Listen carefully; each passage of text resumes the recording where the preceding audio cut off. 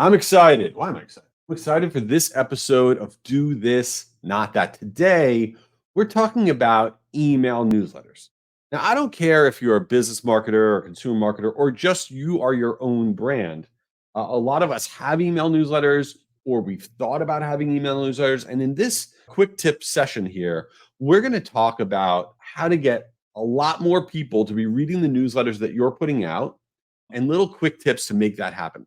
But before we get into how we're going to get more people to consume your newsletters that you're putting a lot of time into, let me first get on a soapbox about why you should have a newsletter. Some people out there are like, maybe even for themselves, like I've thought about a newsletter, but I don't have enough of a following. I'm going to have 5 subscribers, or my company's too small to start a newsletter. I need to wait until whatever point in time. The best time to start a newsletter is yesterday. And here's why you want to have a newsletter. Of course, having a newsletter will help your business, right? You'll be able to share things going on in your business or in your own career, things like that. Absolutely. But the reason that it doesn't matter how small your following is that when you start a newsletter, I promise you, the first newsletter that you send out, I went back and I read the first newsletter I sent out. I started one about 2.5 years ago. It was garbage. If it was written on paper, it would have been toilet paper. It was terrible. And so what happens when you start your newsletter is you start to do those repetitions. You start to use that muscle that you've never used before. I'm not a writer, but I have to write this thing. I have to learn how to do that. But the other thing that happens is when you're creating your newsletter, you need to learn. You need to go out there and research things. You need to better yourself and figure out what topics you're going to talk about. And you become more knowledgeable on lots of different stuff. And secretly, you're becoming your own content engine. When you produce this newsletter, you have social posts and things to share and things to talk about for weeks from that one newsletter that you created. So I strongly encourage everyone to have a newsletter. You start a newsletter today. I don't care if it's your own brand, your company brand, doesn't matter. Start one and start going now because it will only get better every time you hit send. Now, there are things that you can do to increase the number of people reading your newsletter. So let's go through those quick tips. The thing that drives me absolutely crazy is how hard it is to create a newsletter. It takes so much time. Oh, we're getting all the information together. We're formatting it. We're getting all the content. We're getting it approved by 7 different people internally. And then by the time you actually hit send, you no longer even care if anybody reads it. You're just so happy that this thing is going out the door because it is torture. And then you have to do it all again a week later. And oh my God, you want to quit. You want to run away. So what we need to do is make sure that that effort that you're putting in is a good use of time and that as many people on earth are actually opening it. Here is the number one thing that you can do to increase the readership of your newsletter. I don't care if you're a business marketer or a consumer marketer. And here it is. And you're going to tell me I'm crazy. Send it twice. That's right. You want to send your email newsletter twice. I cannot tell you, I would say 99% of marketers make this mistake. They have their email newsletter and they have it set to go out on, Tuesdays at 9 a.m. And finally, it's all set to go. They hit send Tuesday at 9 a.m. And they watch their email tracking, how many people opened it, how many people clicked, okay, they liked it, and then you move on to the next week. You are assuming people care. Nobody cares about your newsletter. Nobody cares that you just sent it out. Nobody's actually seeing it. They're scrolling their inbox and they missed it. But guess what? They signed up for your newsletter for a reason. They subscribed for a reason because they wanted to get the information. They just missed it. Okay. So what you want to do is in that same week period, 2 days later, you want to send that email newsletter out again. So you send it on Tuesday. Now you're going to send it out again, the exact same newsletter on Thursday. Ideally, you're sending it to people who did not originally open the first newsletter. You're sending it to non-openers, which is a huge portion of the people you just sent it out to. So on Thursday now, you're going to send it out to all the people who didn't open on Tuesday, but you're going to do 2 things when you send it out that second time. Number one, the subject line. You're not going to use the same subject line that you did on Tuesday when you sent it out originally. You are going to use a subject line that is squarely focused on what they didn't do, meaning it's going to say, oops, you missed it. You're going to want to read this, something where you are acknowledging the fact that they didn't read it the first time. When you do oops, you missed it for that newsletter on the second send, on average, it's going to increase your engagement rate by about 20%. This is a no-brainer test. The second thing that you want to do is you don't want to send it out at the same time of day. You want a 6-hour difference from that first send. So if you send it out Tuesday, 8 a.m., you want to send out on Thursday at like 3 p.m. And you're saying, well, why would I do that? 8 a.m. is my best performing time. No, 8 a.m. is your best performing time for a certain population of people that are getting your newsletter. People read email at different times. I read email at night. I don't read all my newsletters during the day. I don't have time for the newsletters. I read that stuff at night. So what you want to do is you want to cater to the other population of people that didn't open it up on that first try, that Tuesday at 8 a.m. So now you're going to send out Thursday, 3 p.m., and it's going to say, oops, you missed it. When you have a 6-hour gap from the versioning of when you're sending version 1 and then sending the second touch, you see an open rate increase by about 15%.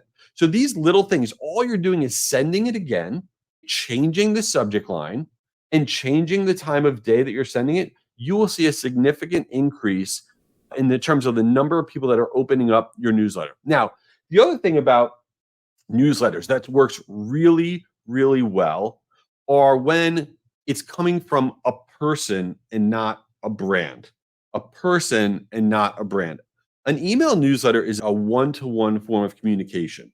And when you sign up for a newsletter and it's coming from a brand, you feel like there's no connection there. And you feel like it's very promotional in nature. If you can have someone within your company, could be the head of marketing, could be the senior vice president, whatever, could be the CEO, it does not matter.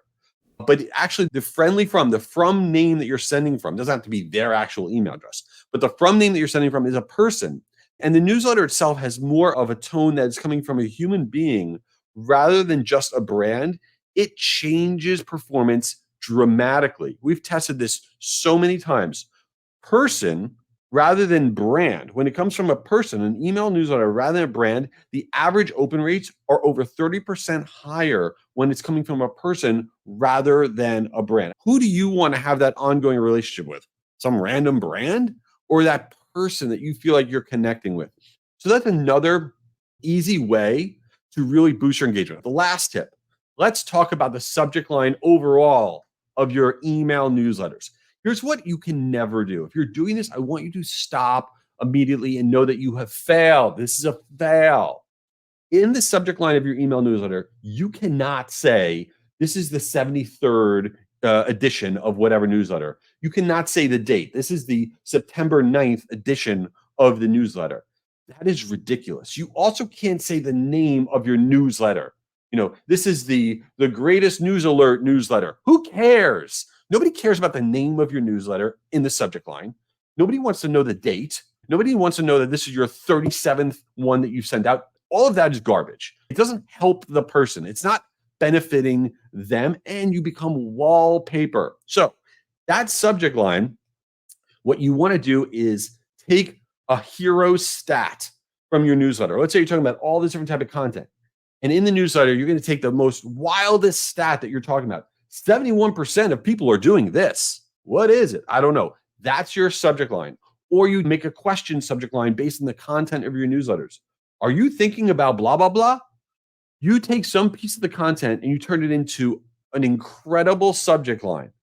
And that is the secret sauce of newsletters. You want to get people excited about opening it up. You don't want to have wallpaper. We are not trying to make wallpaper. So to recap, and then let's get into something else. You want to make sure that you're sending out twice, that you don't have boring subject lines, that you're looking at different times of day, and that is coming from a person. Your newsletters are super valuable. You're working too hard on them not to get more engagement. Now, let's go into the last segment of this ridiculous podcast. We have a segment at the end called Since You Didn't Ask. And Since You Didn't Ask is when I talk about stuff that has nothing to do with marketing or whatever, just basically what's going on in my life or life in general. So I recently went on a guy's trip. I went on a guy's trip. And I go on one every year with my college buddies. I have 6 college buddies. We go every single year on a guys trip together. And I got to tell you, I always don't want to go. I never have time for it. And I'm always miserable about going because I can't go. And I always see these guys once a year. They're my best friends from college. But we go every year, and I'm so happy that I do it every year. First of all, I recommend everybody doing this because you don't want to look back on life and be like, oh man, why didn't I do that? And it is fun, but it is torture. And so this year we just went on it. And every year what we do is we pick out of a hat who's going to be in charge. And so one of my buddies is in charge this year, and he's an absolute moron in the best possible way. And so he picked San Diego, which I live in Florida. Super annoying to get to San Diego for a 3-day guy trip, but whatever. So we all go, and it happened to be Comic-Con. Comic-Con going on in San Diego while we're there. Of course, we didn't know this going into it. Well, he did. I didn't. And Comic-Con, for those of you who don't know, is the world's largest gathering. It's like 150,000 people that get together at the convention center, and they talk about Star Trek and Star Wars and Marvel and DC and all this other stuff. And people are getting dressed up, and it's 150,000 people that are all interested in that stuff. So one of the nights, my buddy goes, I got a great idea. We're all going to go down to outside the convention center where 150,000 people are hanging out near all these bars and restaurants, and we're going to go and check out what's going on there. And we were like, all right, fine. And it sounded a terrible idea. But I'm like, well, I'll do whatever. I don't care. It's guys' trip. We're doing it. He didn't tell me, though. He bought us all costumes that he wanted us to wear out the entire night. So he handed each one of us a costume. So one of my friends was handed Darth Vader. Another one was a scary clown. I got handed Batman, which was totally embarrassing. And then one of my other friends got handed this Olaf costume from Frozen, which was totally ridiculous. It was a massive costume with this massive head. And my buddy was not happy about it. He's got this big beard. And so we all put it on. And now we're walking around for the entire night. And everybody was all into it. My buddy, who was Olaf, was like an angry Olaf because he didn't want, all these kids were trying to take pictures with him. And he was just pissed. And all these kids would come up to him like, take a picture of me, Olaf. I love you, Olaf. They were trying to hug him. And he's like, get off of me, dude. And it was phenomenal. It was phenomenal. Like the entire night, we had an angry Olaf, and I was a very happy Batman. And yeah, so moral to that very long story is go on a trip with your friends from your youth every year. Live life with no regrets. It's a lot of fun. And don't screw up your email newsletters. And thanks for checking out this episode of Do This, Not That.